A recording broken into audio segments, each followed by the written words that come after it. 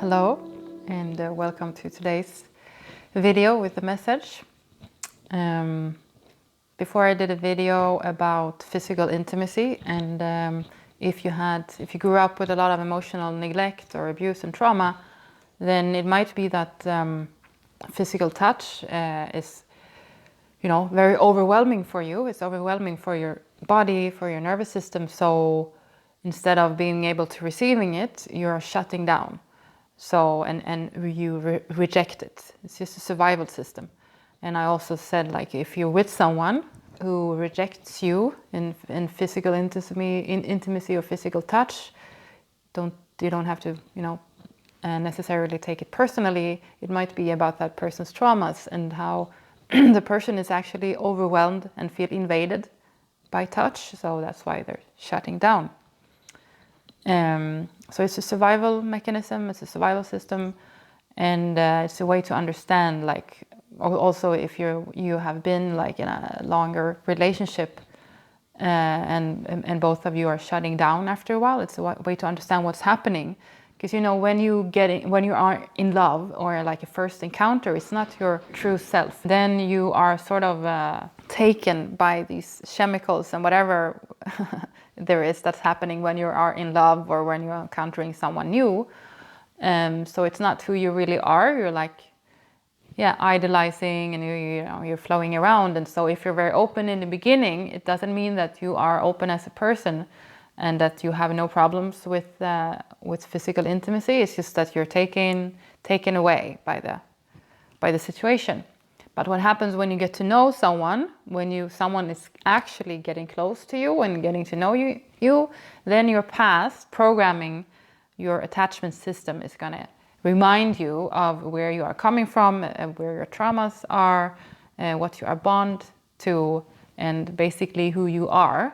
And when I say who you are, I'm not saying this is who you are supposed to be. I'm saying this is who you have been, this is where you're coming from, this is who you are now. Like very influenced by past programming and past fears, past traumas. So when you get to know someone, then this system kicks in. And then that's one explanation to why a couple might, lose physical intimacy with each other after even years, or 1 month it can be, or if it can be after years. It depends, like, when does the past kick in. So I invite you to think about it not as, I lost interest in the person.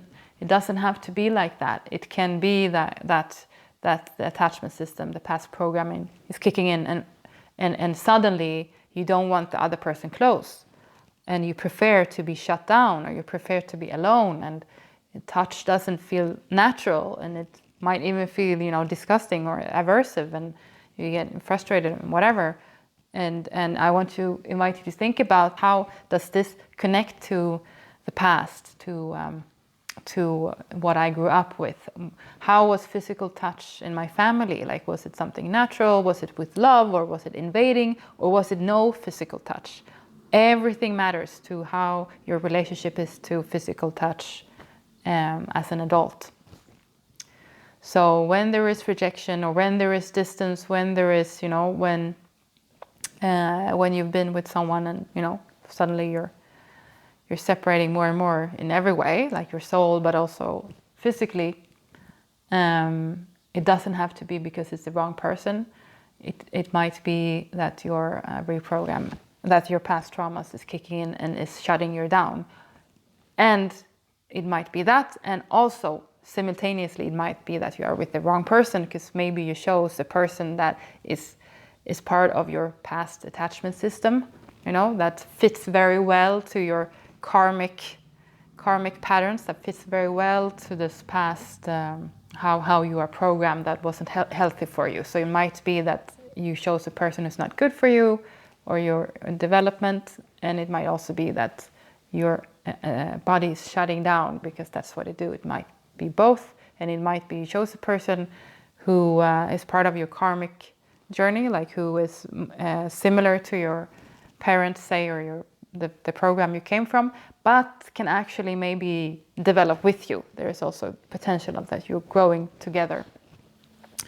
So if you think about it this way, then let's see, what is the way out then? How do I actually change? How do I let go of this suppressed, this shut down physical state of not being able to receive physical contact, intimacy, and not being able to give it, because that's the system I came from. So how do I open that up? Well, the key is, for sure, I need to develop the capacity to be with myself before I can be with someone else. So I need to remember who I am so that I can learn how to be with the person I am, with myself, so that I can learn to be with someone else, so that I can learn to, so that I can teach someone else to remember who they are, so that person can be with me. So yeah, I cannot and I should not have someone else close to me physically or even maybe psychologically if I am not there.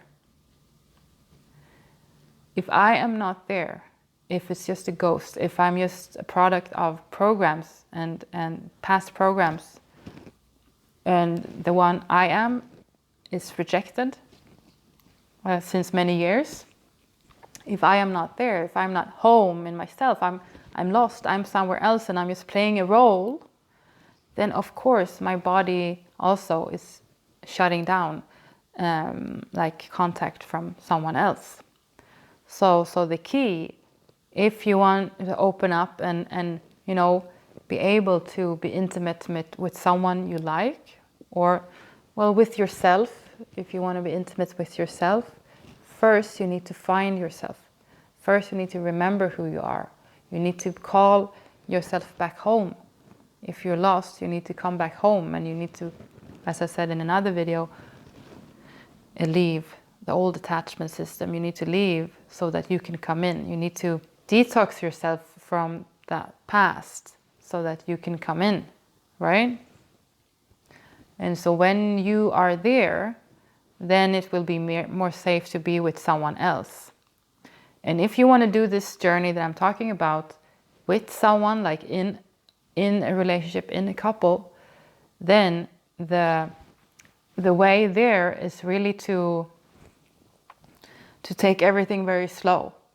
Because one way to get in contact with yourself, accept all the things that I talked about before, about leaving the past and, walking into something unknown, and all the exercise that you've done about coming home to yourself and calm your nervous system and open your heart.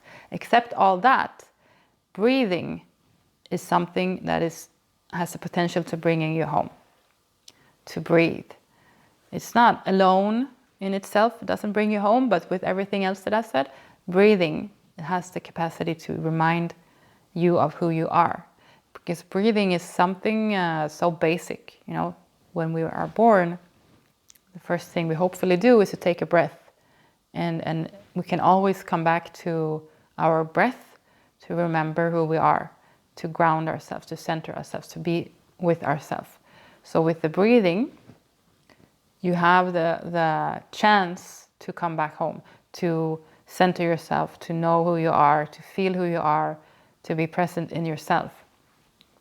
So that's, of course, that we know that's how you regulate yourself, that's how you ground yourself when you're alone.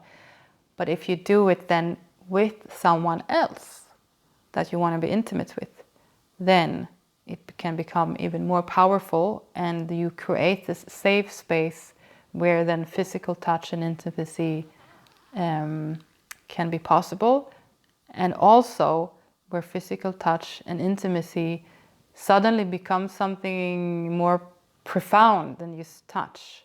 Like it becomes like you create this energy together of safe space and love and respect and presence, and you sort of can create this channel of together where you can download sensations and just create a lot of safety. So that's a key. That's the way to work with leaving a past programming, and coming home to yourself and being able to receive physical touch, and not only because of the physical touch per se. That's not, it's nice with physical touch, but that's not the thing. That's not the important thing. That's the important thing is what physical touch and intimacy does with you and with the other. Like, it's about energies, right? So when you are coming close and you do it in this respectful way, with breathing and slow and just feeling yourself and the other person, feeling each other's breaths and presence and energy, then, divine things can happen. Then the sensations or feelings can come, or, you can start to experience what it is to be alive, instead of shut down and rejected. And, many of you, I'm sure, then associate to the tantric community. So sure, we can call it that if you want. That's a lot what you do with Tantra. You combine the meeting with yourself and the other with spirituality. Sure, we can call it like that if you want to. But the simple thing is, just with your breath, you are coming back home, and you can leave something past. Some past programming, and if you do it with someone else, it become that you trust, it become even more strong experience, or profound and safe. Of course, with someone that has the same intentions and values as you do, when there is clear respect for each other and not breathing through darkness, that is like you really want to encounter, to grow, then it's a safe place. So that's a way to heal from being overwhelmed by physical intimacy and shut down and reject. So it's a way through breathing, coming home to yourself.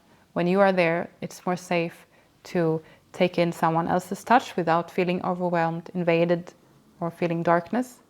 It's more safe when you are there, because then you can also distinguish if this is a person, this is important. Then you can also distinguish if this is a person you want to have close. Right, this is super important actually.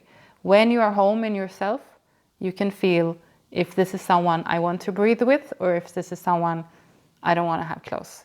Because it's very important, since, speaking of Tantra, in many of these spiritual communities, there can be a risk that you are doing something with someone that is not good for you, that doesn't have clear intentions, that is, have dark energies or dark intentions, and then you will just feel, abused, and it's not good. Then it's not, an exercise that you want to heal yourself with. So first things first, come home into yourself first, open your heart, and when you are in the state of being home and opening your heart, then you can more easily distinguish, is this someone I want close? Is this someone who has the heart open as well, or is it full of shit, so I don't want it close to me? Right? So that's very important if you're going to engage in exercise, especially with people that you don't know. But this is what I'm talking about, is mostly with someone you know. But then you can also feel, do I want this person close or not? And then you can engage in exploring intimacy on different levels together. So coming home into yourself, breathing, then invite the home from someone else, and the breathing from someone else, and the breathing with each other, and the meeting that happens in that. So I hope this was helpful for you to know how to come back to yourself. This was a continuation of the first video I did about physical intimacy, so that you get inspired now, coming home and breathing, in order to connect more with yourself and others. And if you want to sign up for my newsletter so that I can communicate with you all better and we can start a better community, please, you can sign up at my website as it is now. And please do it. That would be fun to create something together with that. So happy breathing, and I wish you a good day. Thank you.